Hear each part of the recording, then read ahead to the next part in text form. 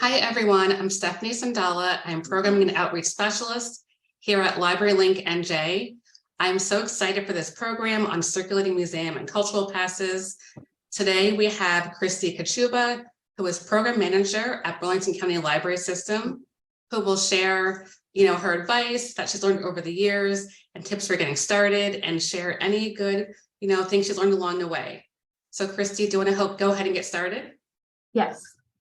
Thank you everyone for joining us, and I appreciate the opportunity to talk about the program that we have here at the Burlington County Library. I've been the Museum Pass Program Coordinator for the last 10 years or so, and I put together a quick PowerPoint presentation on some of the key components of our program. So our Museum Pass program began around 2010 with the purpose of trying to provide improved access to art, historical, and cultural attractions in our area by offering free, borrowable membership cards to these museums. Generally, the way it works is that our library would purchase annual memberships from these museums and offer the passes to be loaned out to our customers for free. We started with around 5 different museum passes, and the program has been so popular that we're now up to around 130 to 140 memberships circulating at any given time between our 8 branch locations. Since the beginning of our program, we've tried to offer a variety of types of memberships that we can reach the largest audience possible. So we have a number of different historical museum partners like the National Constitution Center and the Museum of the American Revolution. We have science centers like Thomas Edison, the Academy of Natural Sciences at Drexel, and a bunch of great museums like the Museum of Modern Art, which is the MoMA, and Guggenheim in New York, and PAPA in Philadelphia. We have nature preserves like Brooklyn Botanic and Woodford Cedar Run, which is popular in the summertime with the kids. We have cultural options like the Jewish Museum in New York, Philadelphia Magic Gardens, and the African American Museum. There's also a number of unique niche attractions like the Pennsylvania Railroad Museum, Roebling Museum, Battleship New Jersey, Simeon Automotive Museum, and several others that we have. Our library is located in South Jersey, so the more popular offerings tend to be in the Philadelphia area, although we do have a number of passes in New York City. Generally, each of the memberships admits around 2 adults and a certain number of children. Based on the popularity of these library museum pass programs, some of our museum partners have begun offering memberships specifically catering to libraries. Others allow us to purchase either corporate or family memberships. It just depends on each museum. So how does the program work? Originally, the membership cards were set up to circulate just as we would any other item. That was fairly tough for families to try to plan a visit, since you wouldn't know whether the pass would be available for checkout on any given day. So about around 2015, we began utilizing a reservation software to manage how the passes were checked out. That would allow a family to reserve a specific membership card for a specific date. While that was moving in the right direction, it also introduced several logistical issues for us to manage the program. For example, a reservation would wind up blocking off around 3 or 4 days for the membership card, since there would need to be 1 day to pick up the card, 1 day to visit the museum, and then another day to return the membership card. We would also allow an extra day for some of the New York City museums to allow for additional travel time. We also had to worry about passes that were returned late, since those may affect the next reservation. So around 2017, we began working with our museum partners to utilize printable digital passes for admission. That was a huge change with how our program operated. The reservation software allowed us to generate digital tickets for a specific date, which the customer can print out, or display on their phone. This has been a much more popular option with customers since it no longer requires them to come into the library to pick up the museum pass or return a physical membership card.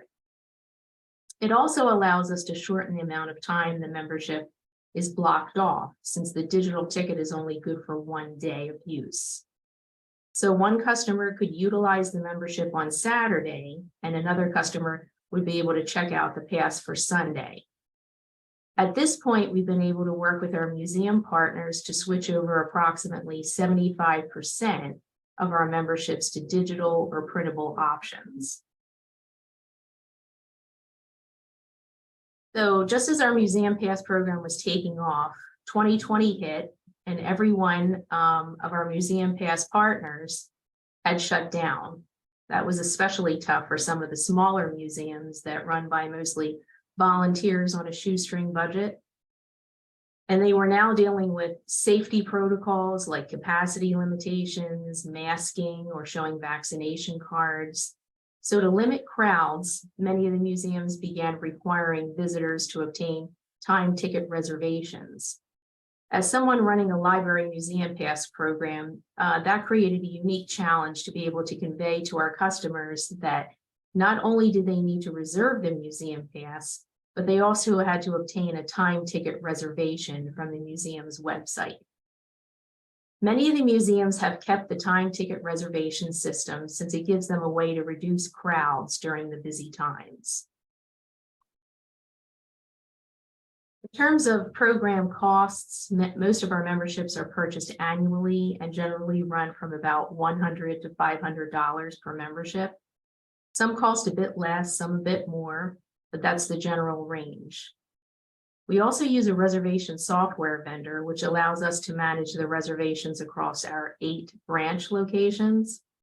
We use a program called Museum Key, but there are others out there as well. Our program funding primarily comes from 2 sources.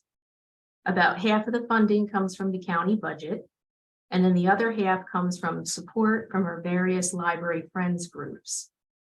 This is one of the more popular programs that we offer, so our friends groups have been very supportive over the years.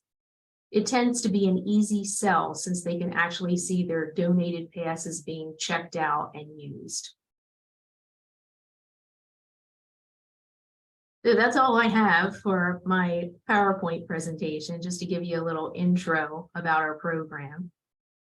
Does anybody have any questions or suggestions or thoughts that they'd like to share about their experience? Yeah, and anyone can feel free to either unmute yourself or put a comment in the chat. It's really informal, so feel free to share any advice, tips, anything that you've learned along the way as well. One question that I have is, I know that there are still a lot of museums that don't do the digital passes. Has there been any confusion with your patrons with the fact that some are digital and some are not?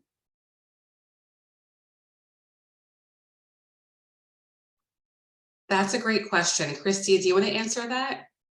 Well, I guess we've had some minor setbacks with confusion on the customer's end with what they can present as a printable pass. I think because they don't fully understand our reservation software, probably that you have to go to the museum's website first to get a time ticket. And sometimes they think the time ticket is their admission to the museum. And then they've come back to us, or sometimes the museum actually calls and says that there must have been some kind of confusion on the customer's behalf. We tend to straighten that out and tell them that they have to get a printable pass with us, and then they have to get the timed reservation with the museum in order to get admission to the museum itself. I see. Yeah, thanks for that clarification. And also I see a question from Annie in the chat about the cost of the software. Annie, are you referring to the reservation software? Yes, okay. I think that generally runs us about, I think it was like $2,000, around $2,000 for setup.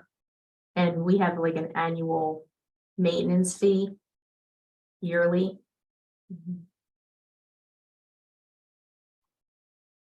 Okay, yeah, I see Courtney in the chat says the cost may also vary depending on your service population. That's a good thing to keep in mind as well. Right. Wait, Courtney, do you have experience with that as well, based on population? Yeah, so we are a countywide library system. So when I was setting up, we use Alphabet for museum pass circulation. So that was just one of the questions that they asked in order to like give us the quote. We may be switching over to Spring Share since they recently added that module to their setup, and that's what we use for our website. So I'll have to check in with them to see what kind of cost that would be too. Okay, great, thank you. Yeah, I see Joyce mentioned in the chat too, for Plansboro with about 25,000 population, they have a $400 yearly fee and $200 setup fee, approximately. Yeah, I think our service population is around 125,000 or around that 125, 150, and we're more up in the like the 2,000 range for annual. Okay, yeah, that's good to know. Annie, I hope that helps answer your question a little bit as well. Okay, great. I know Jamie said Ocean County Library uses Keeper by Plymouth Rocket. It costs $540 for this year's renewal. We use Plymouth Rocket for our book kit circulation. And I don't know if you had this experience last summer, but there was like a 2-week period of time where they just went down.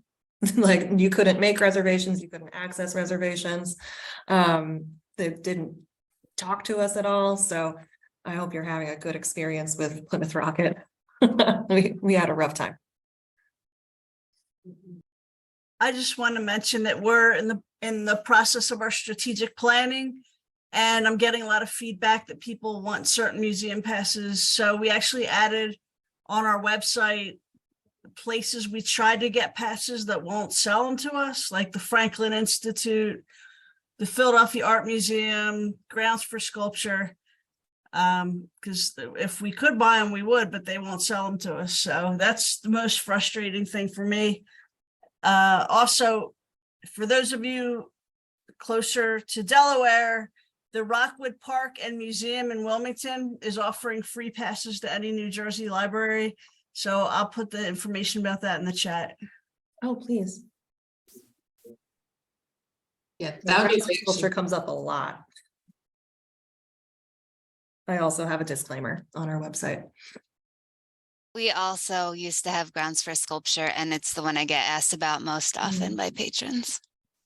We did just add Storm King up in New York, but it's a much further drive. So it's only gone out like once, and that was our own director.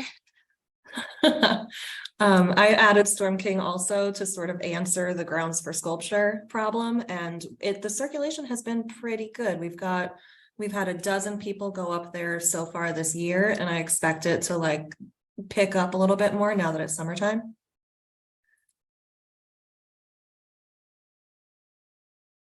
Does anybody have zoos that participate? We just added Elmwood Park Zoo. Elmwood Park? Yep, we added it maybe a month ago, and that one has actually been pretty popular. It's gone out not every single weekend, but most often. That one is not printable. I had asked them about it, and it's only physical, so it really can only go out like one weekend, you know, at a time. But that one seems to be popular. Awesome. People keep asking for zoos, and I was just having trouble finding participating zoos. Like people want Turtleback, but they won't work with us, I don't think. I think Roxbury actually offers Turtleback as a museum pass option. Oh, really? I'll ask them about it.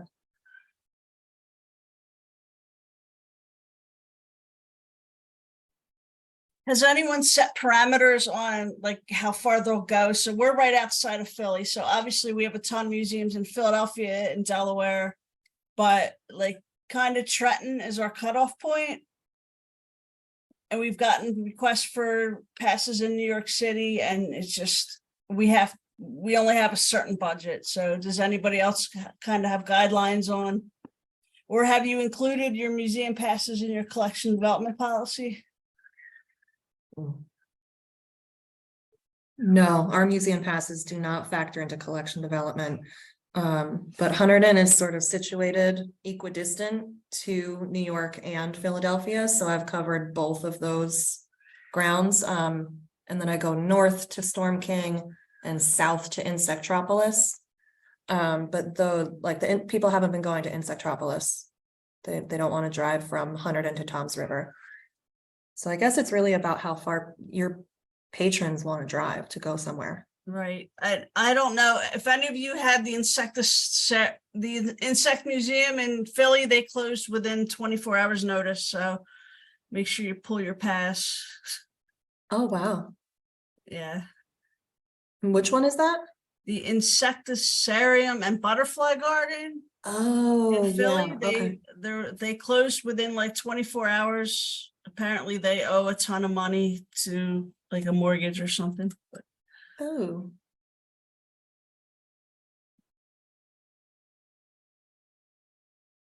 I also saw that Jamie put in the chat that they've been trying to stay in a tri-state area, that the local museums do better than the New York or Philly ones.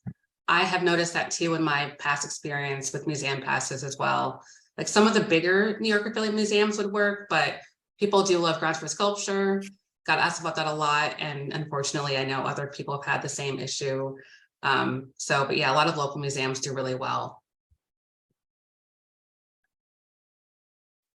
Yeah, like even if the discount, like even if the museum itself is pretty cheap or close to free, like those are best performing ones too. I think people just like to support their local institutions. Yes, definitely. I agree. Has anyone else noticed the same? Sheila, what about you? Not to put you on a spot, but I was curious if you noticed the same as well. Or do you get people looking for Philly museums and Delaware museums as well? It's mostly Philadelphia and Delaware. We don't have a lot of other local museums in our area. I mean, we have the Gloucester County Historical Museum, and then there is a dinosaur museum that's going to open as part of Rowan University, paleontology. And I did email them and ask if they're going to offer passes, and I haven't heard back. So. Okay, yeah, keep us posted because that sounds amazing. Dinosaur museums are always really fun. So yeah, and isn't the summer reading theme dinosaurs for next year? I think it is, yes. That could be a fun fit. Yes, without a doubt.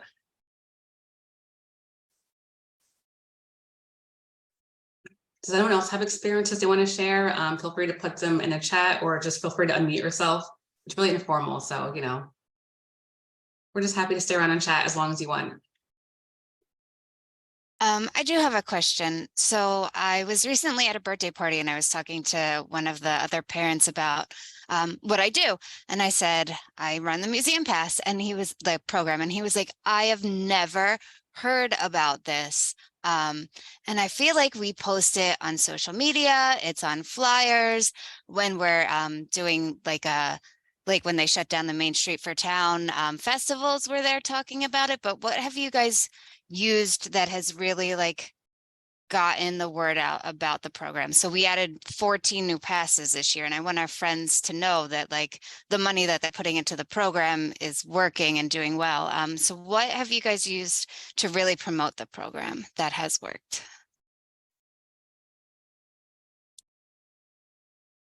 That's a great question. And I was curious as well if anyone else has ideas about promoting it. Because a lot of people really don't even know about it, even though many places have had it for a long time.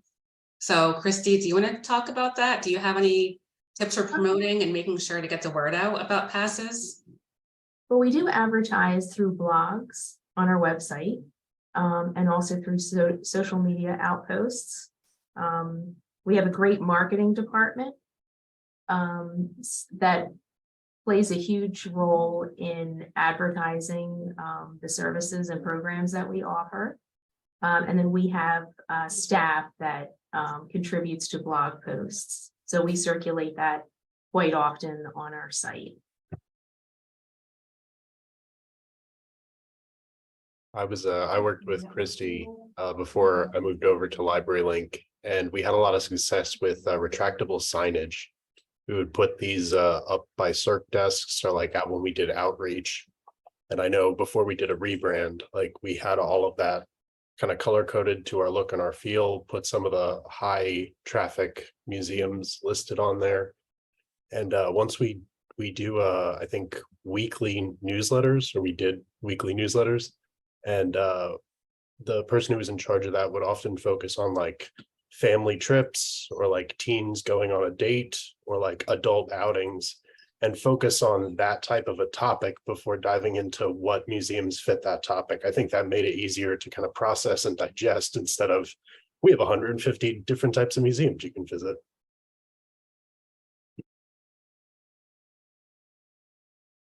That's a great idea, John. Thanks for sharing too. I just happen to be here, so you know that worked. Thank you. We, on Facebook every Monday, we have Museum Monday where we feature a different museum. I don't know that it's helping at all. And before the pandemic, we would ask people to take photos when they were at the museum and then fill out our photo release form, and we would promote the museum that they visited. But Yeah, like I created a new hashtag for it, but I haven't seen any patrons post anything yet. Like the only thing in our hashtag is what I've posted on our social media. So I'm like, do I have to go to all the museums to get my own photos, which might be a fun Monday. That was definitely an initiative we were trying while I was still part of the BCLS marketing department. We would check out a museum pass and try and get a picture there. But again, it's hard to get people to just like start using a hashtag and engaging. Even if they have the intent of doing it, often like something distracts you while you're on your trip that you're like, oh, that's cool. And you don't end up posting this thing with the hashtag. I think the printable passes also changed an element, because a lot of our marketing for BCLS was included in the packaging. So when you would check stuff out, there was kind of like prompts and things to do included in there, and people might either just take the pass out, or now with the printable, you don't really get that opportunity to put that information in front of them.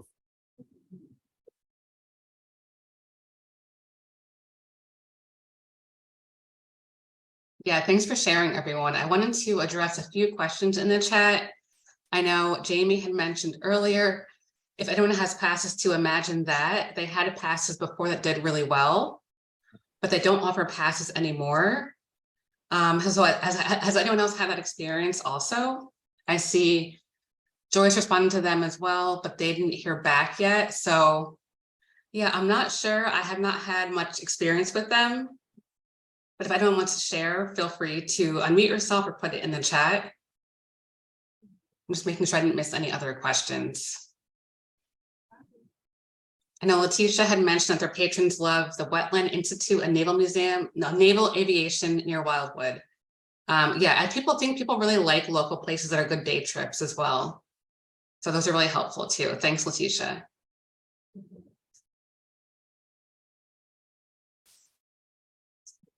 One kind of interesting venue that our library doesn't have, but I heard about it from Monroe Public Library, is that they reached an agreement with Monster Mini Golf to offer actually a museum pass. I believe it's the Monster Mini Golf in Edentown, and it had a new owner, so maybe he was more willing to try out new things. But yeah, I've been trying to look into venues beyond museums. Most of them some of them offer discounted tickets, but it's a little harder to deal with those since we can't sell things. So it was very surprising to hear that they'd actually reached that type of agreement. Yeah, thank you, Joyce. I really like the idea of looking past museums as well. Just to see what other, institutions or organizations that libraries can partner with along the way. So if anyone has any creative ones that they've worked with so far, I mean, I love the idea of mini golf because mini golf is really fun, in my opinion. I'm terrible at it, but I love it. So that's just a really good idea. I also like Jamie's comment about one of their best social media posts was a photo of a family visiting a museum that just shared with us. That's such a great idea because it just shows people in the moment enjoying the museum. That's also really fun. And I like Jamie's comment about creating bookmarks for Circ staff to hand out when they check out materials. That sounds amazing. So Jamie, for any more detail, do they have a list of museums that you guys offer, or did it have more specific info? It'd be great to hear more about that, because that sounds like a really cool idea just to help increase engagement. Hi, can you hear me? Yes, we can hear you. So our original bookmarks that we created did list the museums, but they changed. So then the bookmarks were out of date. So we redesigned them and they no longer list the actual museums, but we do have like pictures of different museums on there, but they're not specific enough where if we do lose or gain museums, they don't outdate themselves anymore. All right. Oh, that's awesome. Thank you for sharing too. Has anyone else used bookmarks? Going back to Jamie's point for helping to increase engagement and getting the word out about museum passes? No, it's okay if not. I just want to see if anyone else was doing that as well. Oh, no, sorry, Andy, I didn't see that earlier. So when you issue new library cards, you give them out. That's a great idea. That's so awesome. I love that idea too. Wait, Andy, have you found that it increases engagement for new patrons who come into the library? When you tell them about, here's your library card, and also we have this cool list of museums you can visit as well. It's sort of like a kit that we give, like with information about the library. We do not have anywhere near the amount of libraries, museums that you have. We have a very small amount, but they're very interested. Like we just got MoMA. We have Guggenheim, so people are always interested in that. Yeah, and those are really nice for just fun day trips as well. Yeah. Yeah, that's a great idea too. I see Jamie's comment in the chat. For anyone who only offers digital printable passes, Eastern State Penitentiary now allows those. That's also a good idea for Museum Pass. I know Mercer County offers that as well, and it's always really cool to go there for anyone who likes, Halloween stuff. They have a really cool Halloween thing as well.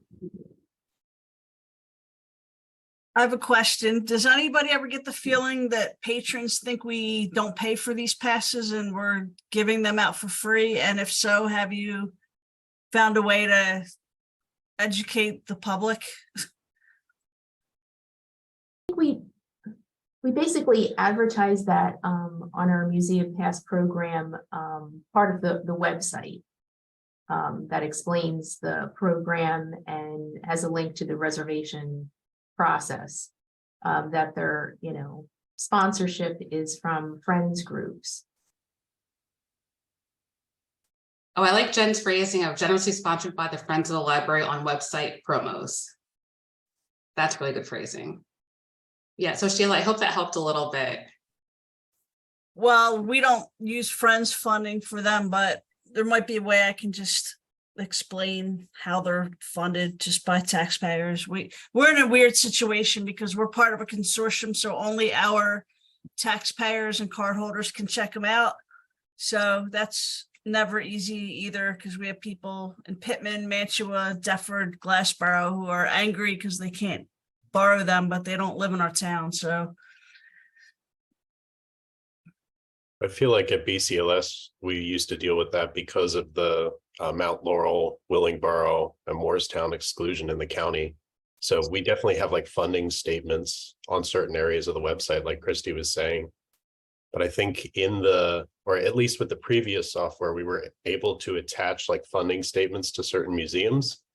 I don't know if we do that currently, or if BCLS is doing that currently, because you'd at least be able to say like the Friends paid for this one, or like the library itself paid for this one.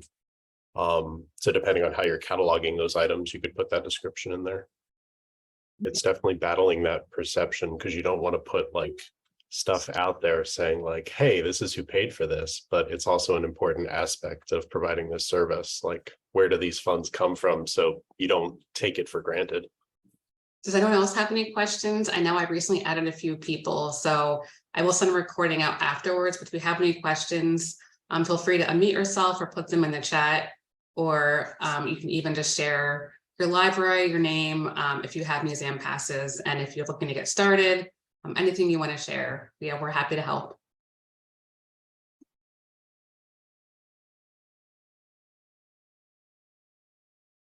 Actually, I'm just interested in what are the most popular museum passes for you guys? I know some people have already mentioned some, but any other ideas would be fantastic.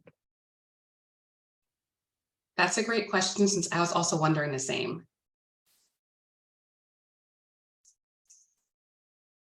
I would say our top circulating passes last year were the Academy of Natural Sciences, Battleship New Jersey, and Woodford Cedar Run.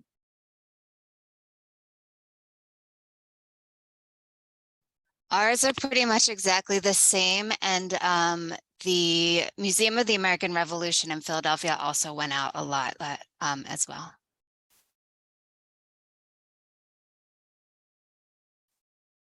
Awesome. I see Jamie mentioned Insectropolis and Tuckerton Seaport, our Ocean County Library's most popular.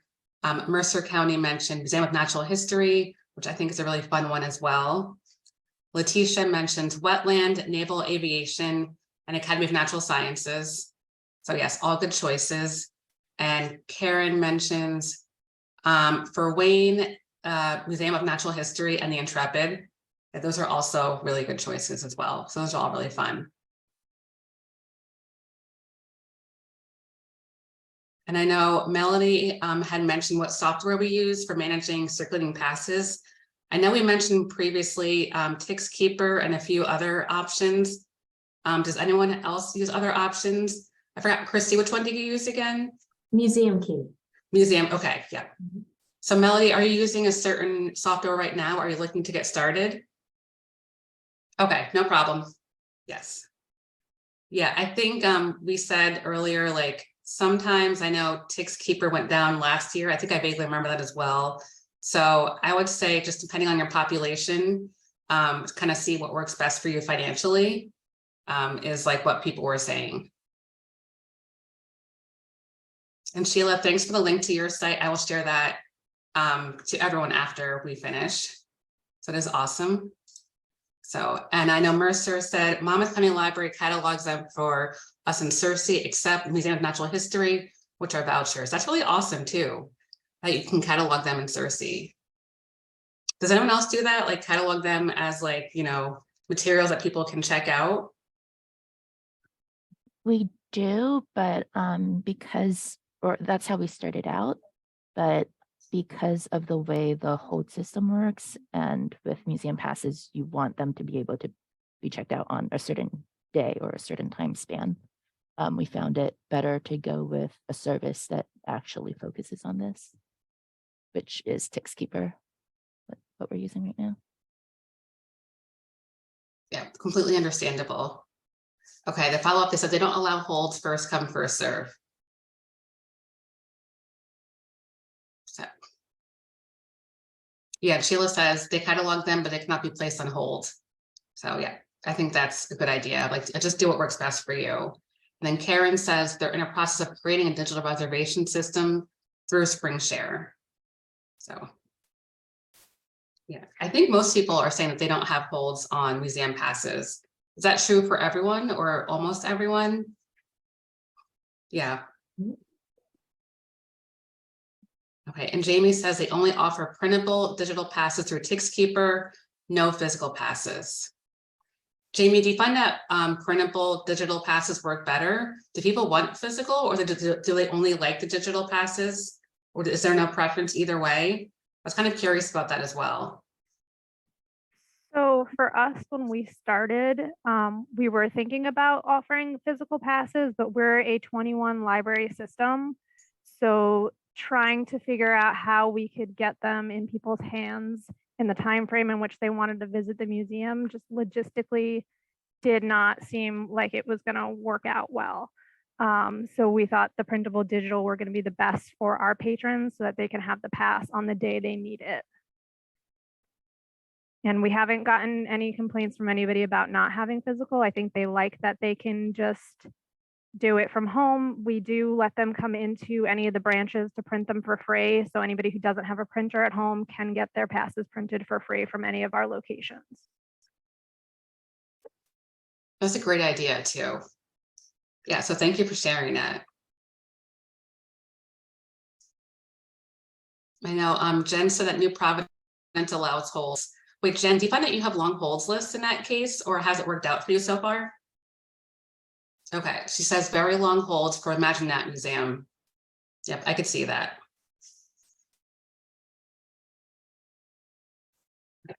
So I think in general, do people prefer like not having a holds on museum passes, like the first come, first serve? I think that usually works better for people that I'm seeing in the chat as well.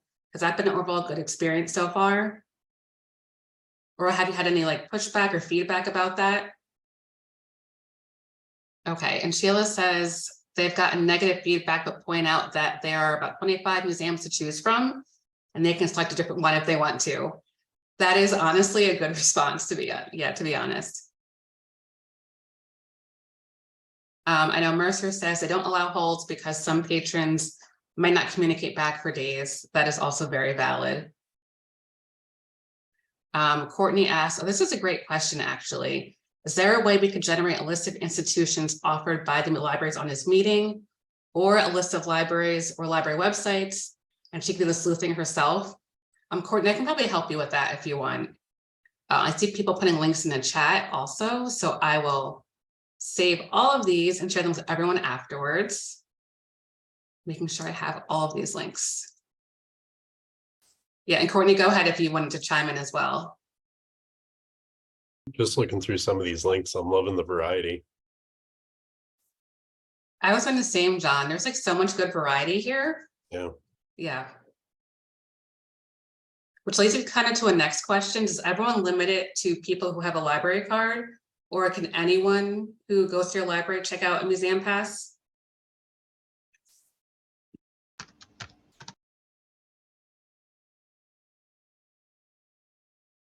I know, Christy, for you, is it primarily only people who have a Burlington County library card can check out museum passes? Yes. Okay, a library card in good standing. Okay, that makes sense. Mhm.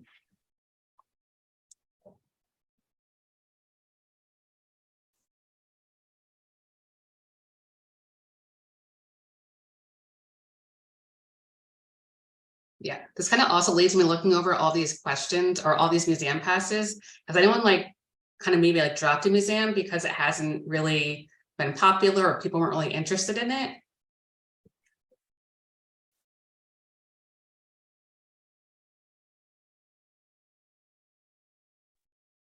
Just to answer the question in the chat, Adventure Aquarium is a promo code where you get a set discount, and they do this weird dynamic pricing thing. So like the cost of a ticket fluctuates due to demand. So that's real fun to explain to people, but it's just like a percentage off with a discount code. That being said, I was told that we were doing it wrong. So when I set it up with Adventure Aquarium, I thought I was clear I was doing like a public museum pass program. And after we had it for like 6 or 8 months, they got back to me and said, you know, we're seeing a lot of people that aren't library staff members. I was like, what are you talking about? So their program is designed for library staff members, but because of the way that Assabet has it set up so that you have to enter a library card in order to get the promo code, they let us continue using it. So I would just email them and explain that that's what you're doing. Do you know about how much you spent on that? Because I don't know that I can budget that way without knowing, you know, a real exact There's no number. cost for that because it's just a promo code that they generate for us. So like people go through our website, say, I want to do Adventure Aquarium. You have to enter your library card number, and then you get the loan instructions that say, enter this code when you go to purchase your tickets. And it gives a percentage off. So the patrons are paying for their tickets. Never mind. And we're getting them like a small discount. It's too confusing. It is super confusing, It but won't it work. is one of our most used institutions.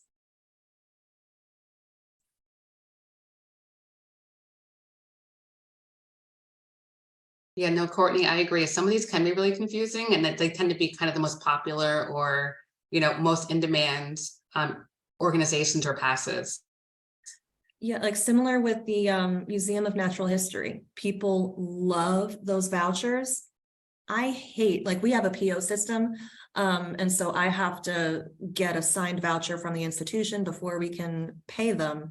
And the Museum of Natural History is really hard to pin down. They want things to be faxed or sent through the snail mail.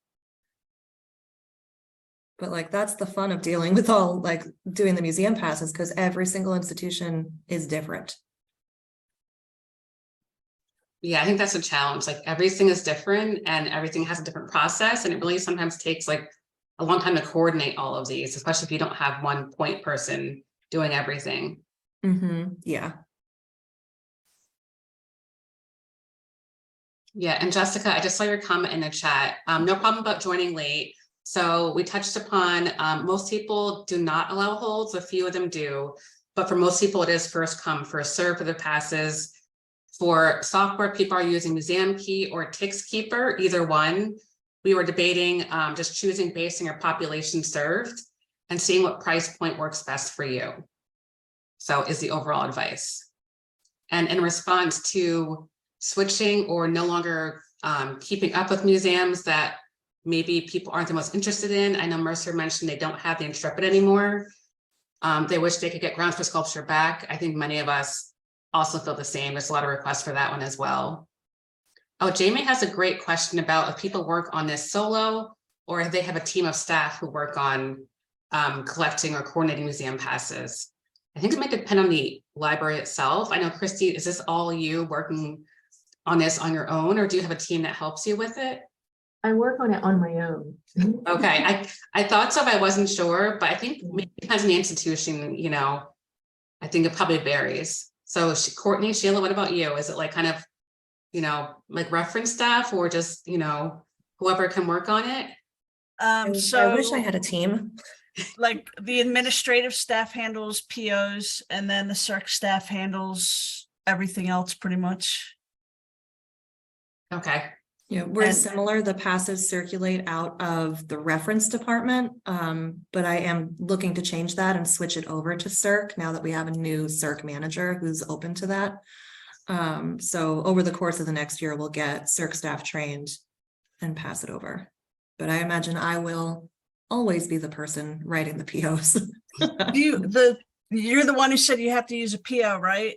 Yeah. So we used to have that problem, and then we got this thing called a purchase card from this. We're allowed to do this because, as a municipal library, we're not allowed to have a credit card, but it's through Bank of America, and it's a purchase card, and we have like a $20,000 credit limit, and it's great because we can just use it as if it's a credit card, but it's not. So That sounds awesome. I can send, Writing that down right now. yeah. So you're in Burlington, right? Burlington, I'm Hunterdon. Hunterton.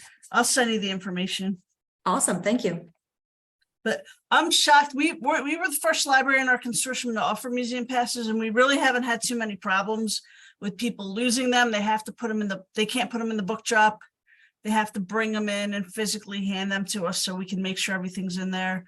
Like the biggest problem we had was a Sunday when we weren't open yet, and somebody was like accosting my staff member in the parking lot, insisting on returning it before we even opened. That sounds about right.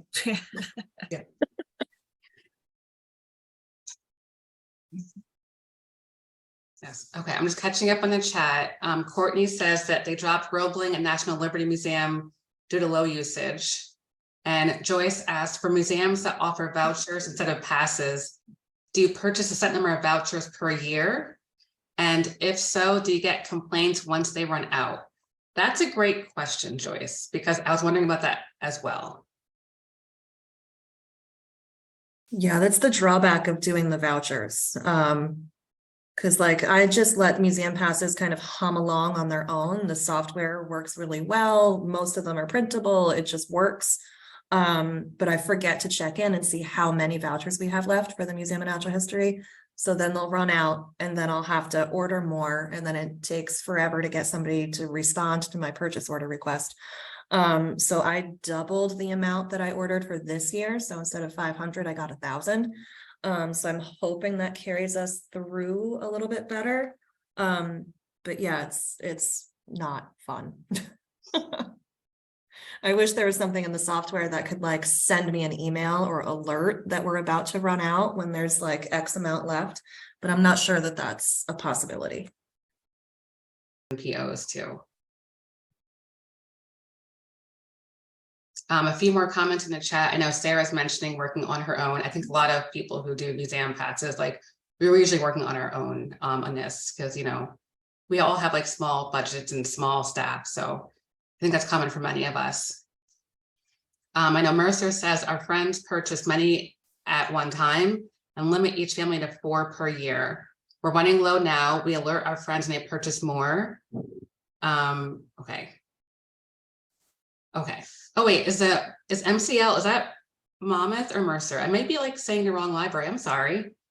So like our museum pass program is funded by the Friends of the Library. But I choose to do all the payment through the library purchase order system because if they were to write the checks themselves, the Friends would want 100% like approval on in every institution. So when it was working like that, they were being really rigid and limiting in what we were allowed to do. So I find that if I just draft the POs and submit the receipts, then it's a done deal.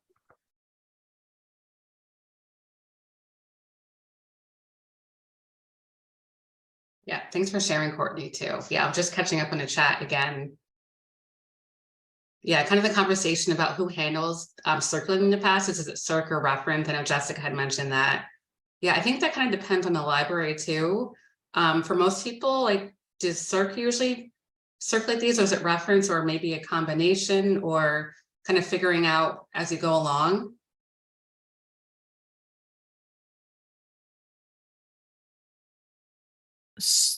Ours are borrowed at Circ because nobody else in the building circulates anything, so it only makes sense for them to be the ones to check it out. Yeah, that makes sense.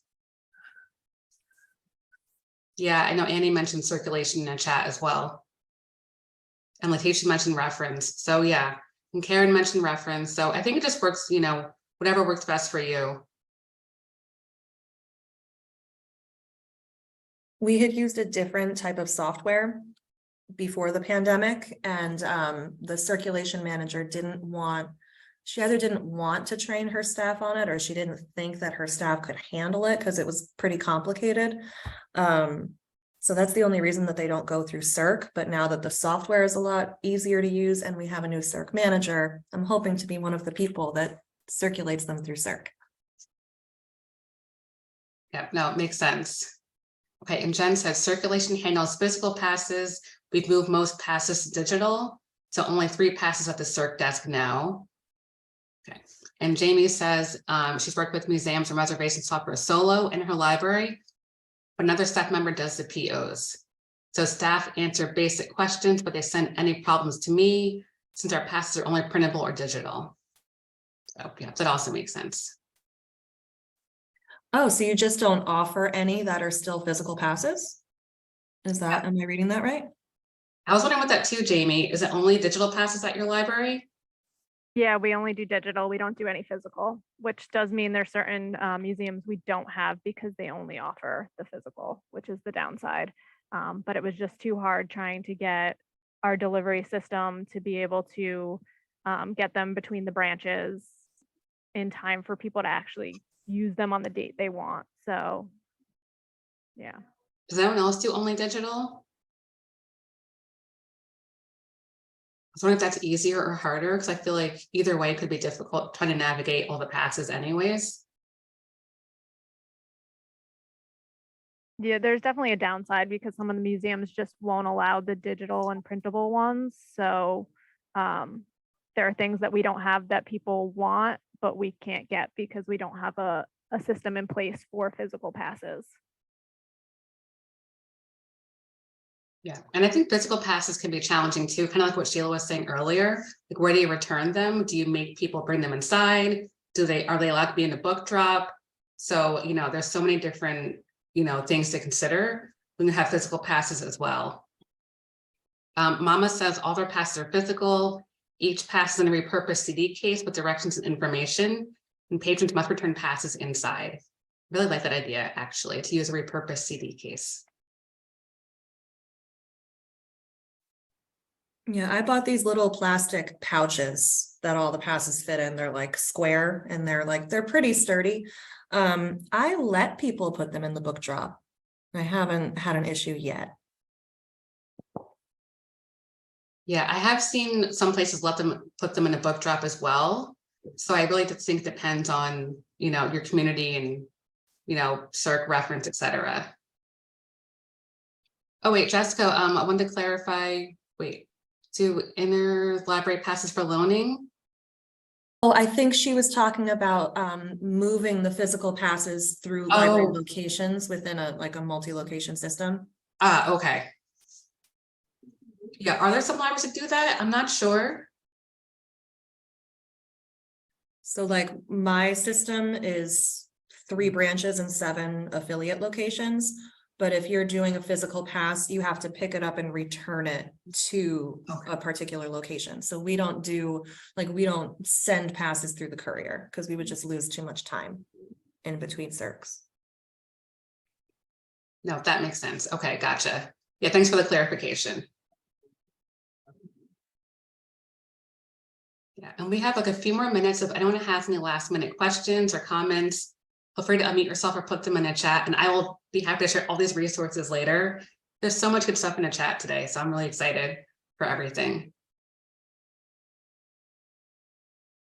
I have a question. What are you guys using as your target cost per checkout? We've had some discussion at our library, anywhere from $5 a checkout to $15. So I'm curious what other libraries are using as their target. We're kind of just rolling this back out post-pandemic. And so I haven't put a cap on cost per use yet. I just kind of want to see how things perform and then do the math and then, trim it back later. We rolled out the Museum Pass program pretty late in the summer last year. So I feel like we didn't get the full measure of that high season. So I'm going to give it one more year and then do the cost per circ math that you're talking about. I would say probably anywhere between, I would try to keep it under 25 per circ, but there's some places where I think the Guggenheim is $500 for the year. And then you have others that are super cheap. So I feel like that balance makes it worth it. I want to make the Guggenheim accessible, but we're also making these local things accessible. So I think it kind of comes out in the wash a little bit. Yeah, I agree. Our MoMA passes right now are really expensive, but we only just got them in March. So I don't think I'm getting to $5 at checkout on that one. But I also feel like $5 per checkout is a really big target to get to. Yeah, that's awesome. Are people going to the MoMA? Yeah, we so it's slowly starting to pick up, and I think we introduced it in March or April, and now we're starting to get into summer, and it's a little bit further. We're closer to Philadelphia than we are to New York, but it is starting to pick up. Cool. And we've That's had a really our good one program. to offer. Yeah, we've had our program since before the pandemic, but we saw a big drop in it, and I think things are definitely starting to pick up now. And I've recently come in to this job to take over, so. Okay, awesome. Thanks for sharing. And I know Monmouth asked how much is a MoMA pass? Okay, Annie says 1,500. Ooh, That is a lot, yeah. You do get 2 circulating passes, so they can both be out at the same time. Oh. But yes. okay. So then it's really like $750 per. Okay, that's not that much further. That's not that much more than the Guggenheim.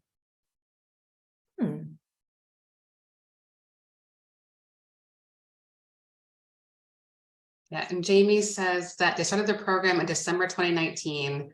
So they haven't had a really good year yet. We're hoping this year will be better for usage. I think so too. Oh, Sheila, that's a great question. That was actually my last question, Sheila, is what do you charge if someone does not return the pass? I was also wondering about that. I've contacted most of the libraries to see what their replacement fees are, and most of them don't really have one. They'll just issue us a new one, but some of them do, and sometimes they're the full cost of the pass. So if it's like $300, you have to pay another $300 to get a physical card again. So it's really museum specific. Okay. That's good to know. Thanks, Jen. I know Sheila was asking specifically for MoMA, but it might be the full cost of the pass. Yeah, and I know Jamie has mentioned that that is the upside to digital passes, which I completely agree, is no more lost passes.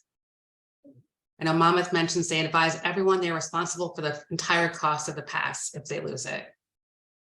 So, yes, that was a great question, Sheila. Thanks for that as well. Yes, if anyone has any last questions. Oh, Courtney says they have a 10-day or $25 replacement fee.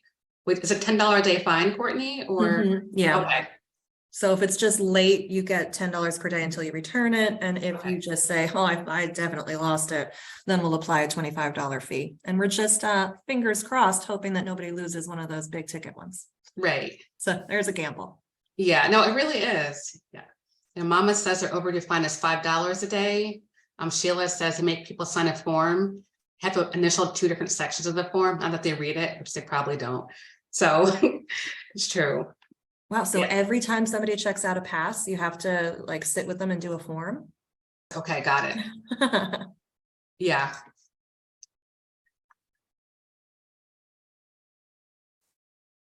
Awesome. So yeah, so I think, do we have any final questions? I'm happy to stay around. Okay, MoMA does no replacement fee. So you don't charge your patrons if you lose it. Okay, Jen, that's kind of amazing. So. Yes, Jessica, we can do that. She says if it's not too much of an inconvenience, could a few libraries send their museum pass policy? They need to revamp theirs. I do have the links that everyone shared in the chat earlier. So I will happily share those with everyone afterwards. I know Courtney and I have been taking notes as well. So Jessica, we will get that information to you and to everyone afterwards. So. Sure, no problem. Yeah, if anyone else doesn't have any questions, I want to say thank you for joining us. And thank you, Christy, for starting us off leading the conversation. It was really fun. I'm really insightful too, like learning how people do things differently and seeing what works best for you. So yeah, thank you everyone for being here. Yes, I'm so glad to see all the positive feedback in the chat as well.